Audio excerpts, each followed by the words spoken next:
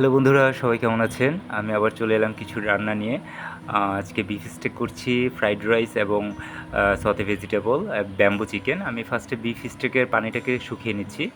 দেন স্টেকের মধ্যে আমি লবণ ইউজ করছি, স্বাদ মতো আ লবণ দিচ্ছি। তারপর এই তো চলে এলো আমার কিটক্যাট। এই তো দেখেন কখন রান্না হবে, কখন সে খাবে।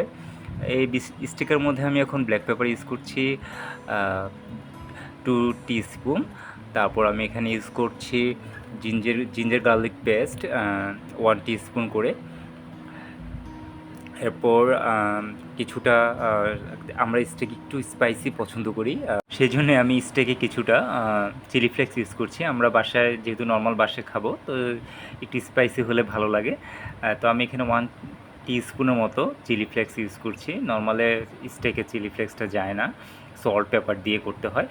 তো আমি একটু ডিফারেন্ট করে করছি আমাদের বাঙালির টেস্টের জন্য। আমি এখানে 1 টেবিল স্পুনের মতো সয়া সস ইউজ করলাম। দেন আমি এখানে আমার মনে হচ্ছিলো কিছুটা সল্ট কম আছে, তো আমি একটু সল্ট ইউজ করলাম। তারপর আমি লেমন জুস দিচ্ছি 1 টেবিল স্পুনের মতো। দেন আমি কিছুটা অয়েল দিব। অয়েল দিয়ে তারপর আমি এটাকে ভালো করে মাখিয়ে ম্যারিনেশনের জন্য নর্মাল ফ্রিজে রেখে দিব ঢাকনা দিয়ে ঘন্টাখানিকের মতো।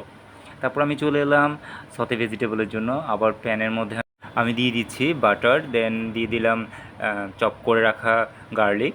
এটাকে হালকা একটু ব্রাউনি কালার আসলে আমি এখানে দিয়ে দিব আমার কেটে রাখা ভেজিটেবলগুলো।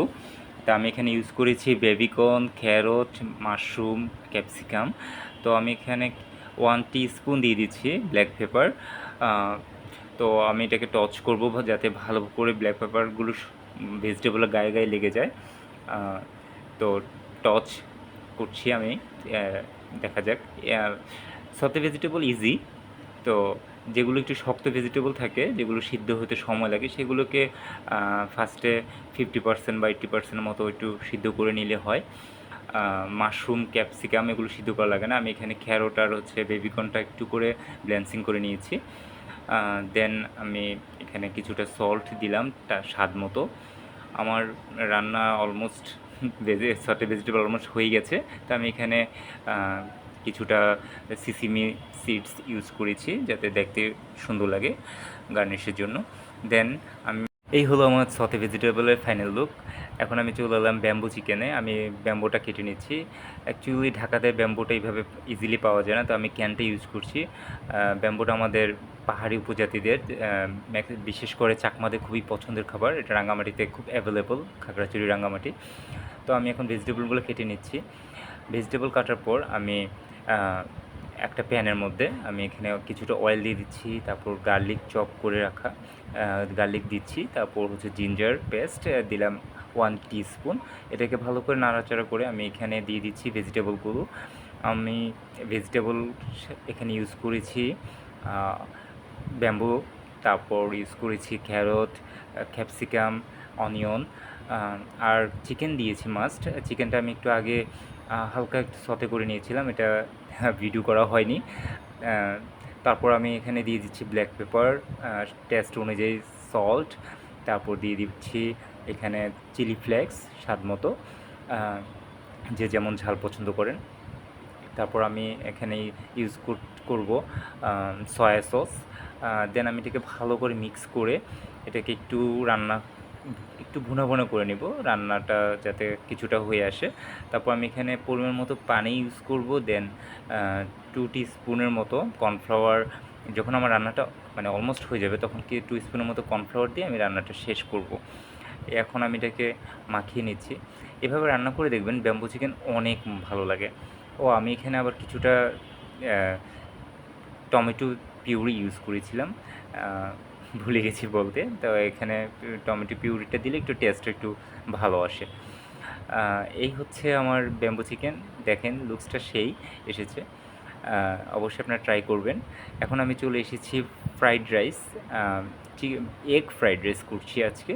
তো রাইসটাকে আমি 80% মতো কুক করে নিয়েছি। দেন আমি এটাকে ফ্যান দিয়ে ঠান্ডা করে নেব।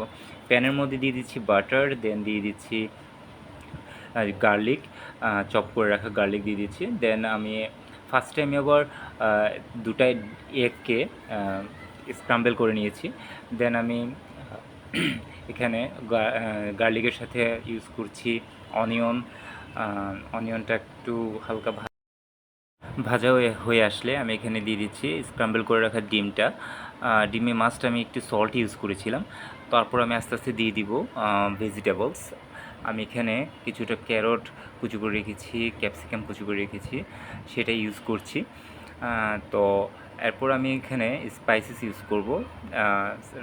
ফ্রাইড রাইসে বেসিক্যালি খুব বেশি স্পাইসেস লাগে না। আমি এখানে দিয়ে দিচ্ছি সল্ট। স্বাদ মতো সবাই সল্ট দিবেন, একটু খেয়াল রাখতে হবে যেহেতু আমরা এখানে সয়া সস ইউজ করব, তো আমাদের লবণটা একটু খেয়াল করে দিতে হবে যাতে বেশি না হয়ে যায়।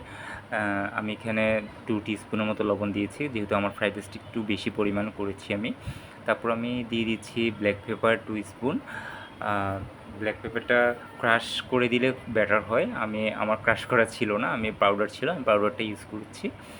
তারপর আমি এখানে দিয়ে দিব চিলি ফ্লেক্স স্বাদ মতো। যে যেমন চিলি ফ্লেক্স ইউজ করেন, স্বাদ ঝাল পছন্দ করেন সে ওই পরিমাণে দিয়ে দেবেন। আমি এখানে 1 টিস্পুন চিলি ফ্লেক্স দিয়েছি। তারপর আমি এটাকে ভালো করে নাড়াচাড়া করে একটু ফ্রাই করে নিব। ফ্রাই হওয়ার পরে আমি এখানে ইউজ করব, আমার একটু মনে হচ্ছিলো যে সল্ট একটু কম হবে যেহেতু আমার রাইস অনেক বেশি, তাই আমি আরেকটু লবণ দিয়ে দিয়েছি। তারপর আমি এখন দিয়ে দিব এখানে রাইসটা তো ফুল ঠান্ডা করে নিতে হবে।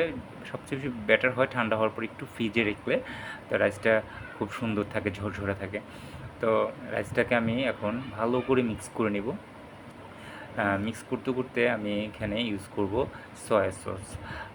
সয়া সসটা দেওয়ার পর ভালো করে নেড়ে চেড়ে এটাকে ফ্রাই করে নিতে হবে। তারপর লাস্ট একদম যখন রান্না শেষ হয়ে যাবে, ডান হয়ে যাবে, দেন আমি এখানে কিছুটা স্প্রিং অনিয়ন ইউজ করব গার্নিশের জন্য। আমার ফ্রাইড রাইস অলমোস্ট রান্নার কাছাকাছি। ফ্রাইড রাইস রান্না করতে খুব বেশি সময় লাগে না। তো আমি এখন এটাকে ভালো করে ভুনা করে নেব যাতে পুরোটা মশলা প্রতিটা রাইসের সাথে লেগে যায়। তো চাইনিজরা এখানে আবার খুব হাই হিটে রান্না করে ফ্রাইড রাইসটা, আমার ওই রকম পসিবল হয়নি। এই আছে আমার ফ্রাইড রাইসের লুকস, আমার আজকের মিল। তো সবাই সাথে থাকবেন, লাইক কমেন্ট দিয়ে সাপোর্ট করবেন। আল্লাহ হাফেজ, টাটা।